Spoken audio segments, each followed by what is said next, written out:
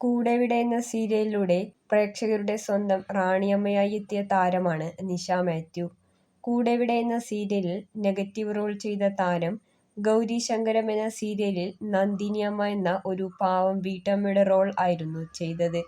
ഇതോടെ ഏത് തരത്തിലുള്ള കഥാപാത്രവും തനിക്ക് വഴങ്ങുമെന്ന് തെളിയിച്ച താരം കൂടിയാണ് നിഷ മാത്യു.